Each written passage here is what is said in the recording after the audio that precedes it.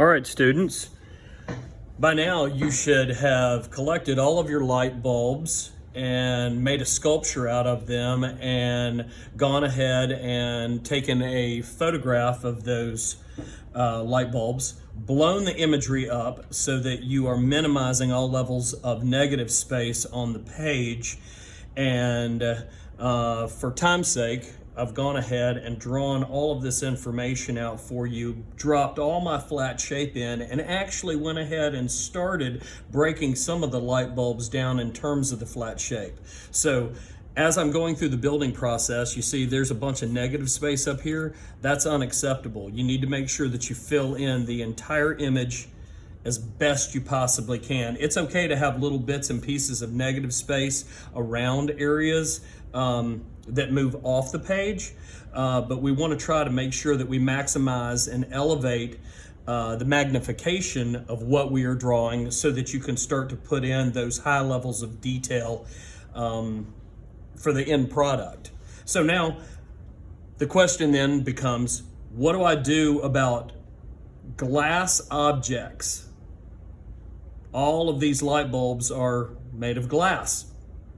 Glass has some levels of transparency. Sometimes the glass is frosted. Sometimes the glass is very, very, very opaque, meaning it's dense, it's thick, you can't see through it. And you can see that right here with the blue, and then also the magenta colored light bulb.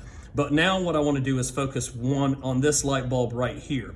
How do I get a light bulb to be transparent so that I can physically see through it? So what I want to do is I've picked up a couple of variations that are a little bit lighter, a light blue, and then like a soft seafoam green, yellow green, if you will.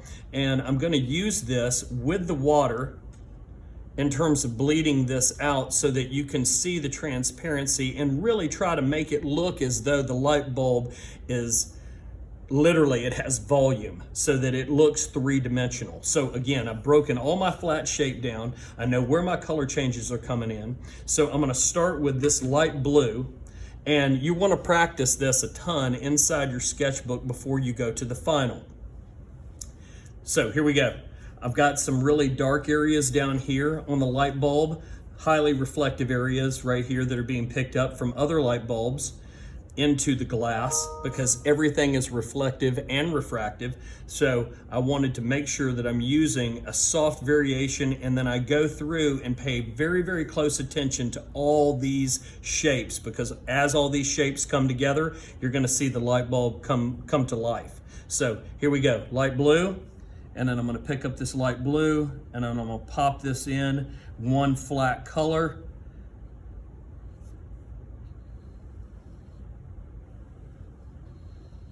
Now it looks like a lot, but what you're going to do is you're going to be able to bleed that color out so that it looks really, really clean. Now I'm going to pick up the seafoam right here, and I'm going to go up top with it.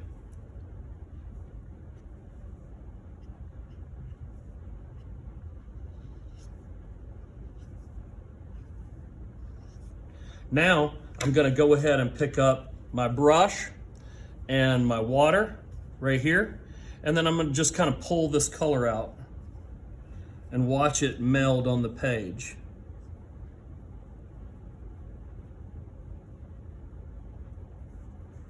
So while the page is wet, watch what I do. And I'm paying attention again to my flat shaped areas. I'm going to just barely touch a little bit of the wet.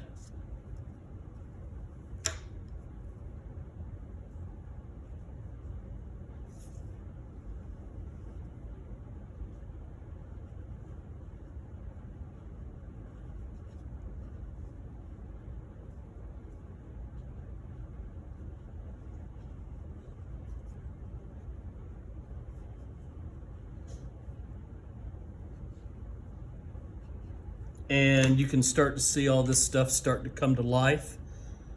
Go ahead and bleed it out. Try not to pull up the fibers of the page too much.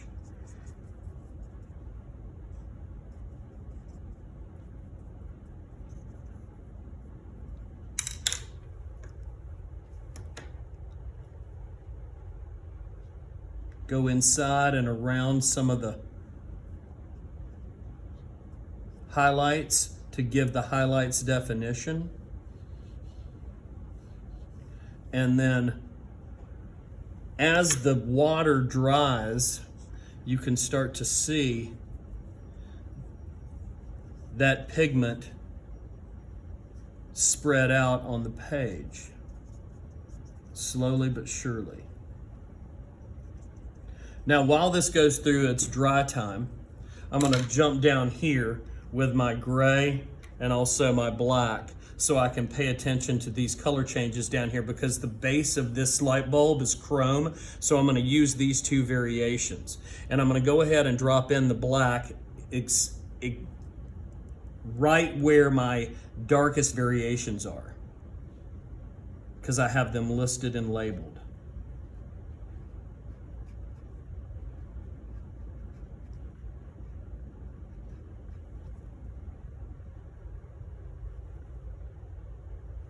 And I'm pulling my information through.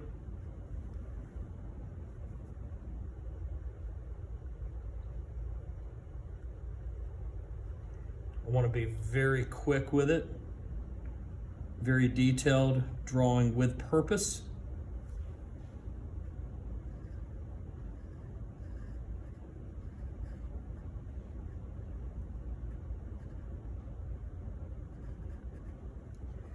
Drop that black, and then right beside the black, I have some other variations of gray in here.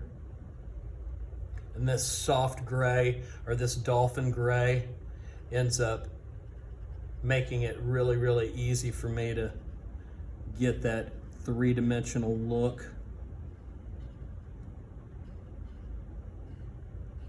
And then I can come in and be very, very careful with my water again, so that it displaces and spreads out.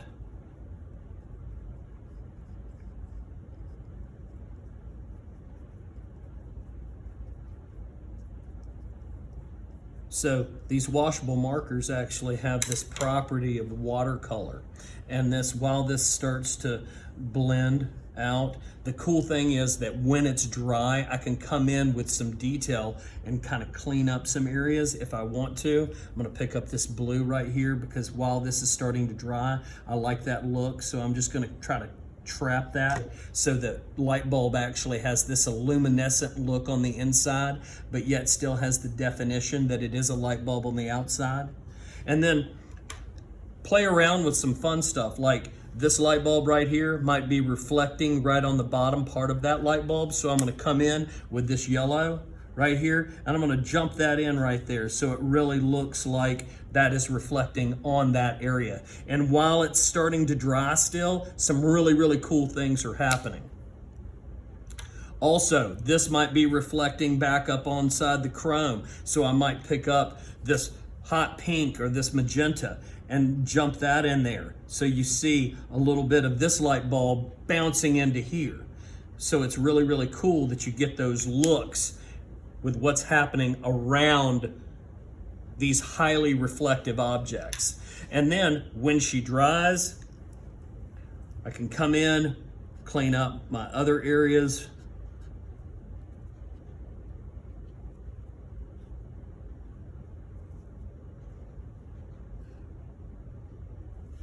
And last but not least, the difference between beginning art 1 and also intermediate, it's really important that you understand that you're looking above and beyond for all the little itty bitty details. Like, for example, see this cord holding these light bulbs right here? Well, this cord actually will create a drop shadow on this particular light bulb because it's wrapped around it. So I'm going to go ahead and introduce a little bit of a drop shadow that it's creating.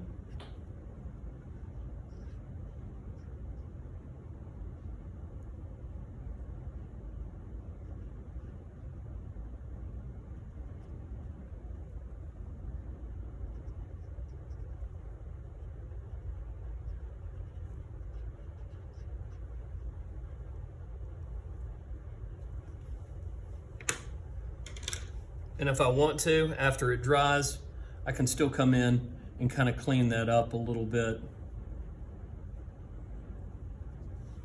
and then you can see that drop shadow sitting right on top of that light bulb. And then once this information dries right here, again, take that light variation right there, or even a gray, and trap that light bulb line right there, trap those colors, take that blue, and then when it's completely and totally dry, you can come back in with marker. Do you see how this right here is being manipulated? This light bulb is being manipulated because the water ran into it. I'm gonna slow down a little bit. I'm gonna relax because I'm using washable marker, and then I can go over here at the end after she's dry, take this right here, this dark blue, and I can come in and just kind of pop it right over the top and clean that edge up. No sweat. So here you go. Rip it up. Absolutely. Do jam on it right now. Really do some great work. Have fun with it, and make sure you practice in your sketchbook before you go to your final. Bingo.